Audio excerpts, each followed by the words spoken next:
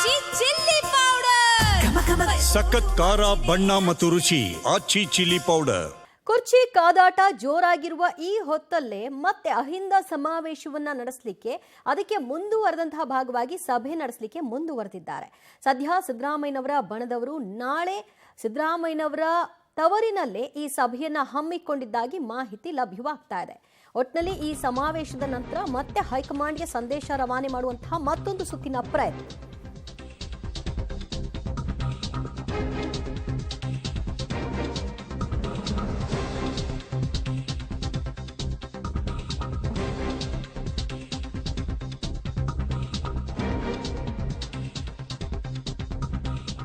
ಕುರ್ಚಿ ಕಾದಾಟ ಜೋರಾಗ್ತಿದ್ದಂತೆ ಅಹಿಂದ ಸಮಾವೇಶಕ್ಕೆ ಸಿದ್ಧತೆಯೂ ಕೂಡ ಜೋರಾಗಿ ನಡೀತಾ ಇದೆ. ಸಿದ್ದರಾಮಯ್ಯ ತವರು ಜಿಲ್ಲೆಯಲ್ಲೇ ಸಭೆಗೆ ತಯಾರಿಯನ್ನ ಮಾಡಿಕೊಳ್ಳಲಾಗ್ತಾ ಇದ್ದು ನಾಳೆ ಅಂದ್ರೆ 24ನೇ ತಾರೀಕು 11:30 ಬೆಳಗ್ಗೆ ಪೂರ್ವಭಾವಿ ಸಭೆಯನ್ನ ನಿಗದಿಪಡಿಸಲಾಗಿದೆ. ಕರ್ನಾಟಕ ರಾಜ್ಯ ಹಿಂದುಳಿದ ವರ್ಗಗಳ ಜಾಗೃತಿ ವೇದಿಕೆಯಿಂದ ಸಭೆಯನ್ನ ಕರೆಯಲಾಗಿದೆ. ಸಿದ್ದರಾಮಯ್ಯ ಬೆಂಬಲಿಸಿ ಅಹಿಂದ ಸಭೆ ಹೆಸರಿನಲ್ಲಿ ಸಮಾವೇಶಕ್ಕೆ ತಯಾರಿ.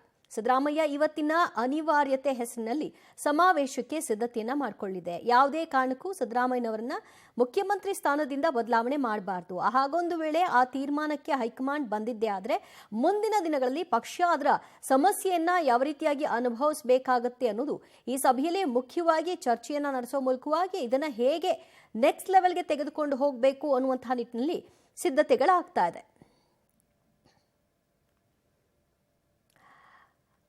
ಅಲ್ಪಸಂಖ್ಯಾತರು, ಹಿಂದುಳಿದವರು ಮತ್ತು ದಲಿತರು ಈ ಸಭೆಯಲ್ಲಿ ಉಪಸ್ಥಿತರಿರ್ತಾರೆ.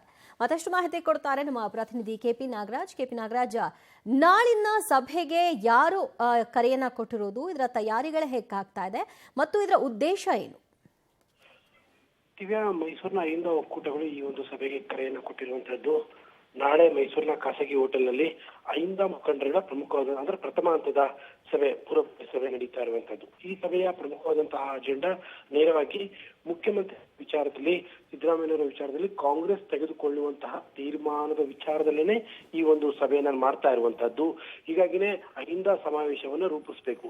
ಒಂದು ವೇಳೆ ಮುಖ್ಯಮಂತ್ರಿ ಸಿದ್ದರಾಮಯ್ಯನವರನ್ನ ಆ ಸ್ಥಾನದಿಂದ ಕೆಳಗಿಳಿಸುವಂತಹ ಪ್ರಯತ್ನಗಳು ಶುರುವಾದ್ರೆ ಅಹಿಂದ ಸಮುದಾಯಗಳು ಏನ್ ಮಾಡಬೇಕು ಅನ್ನುವಂಥದ್ದು ಒಂದು ರೀತಿಯಾದಂತಹ ಹೋರಾಟದ ಎಚ್ಚರಿಕೆ ರೂಪವಾಗಿ ಈ ಒಂದು ಸಮಾವೇಶದ ಪೂರ್ವಭಾವಿ ಸಭೆ ನಾಳೆ ನಡೀತಾ ಇದೆ.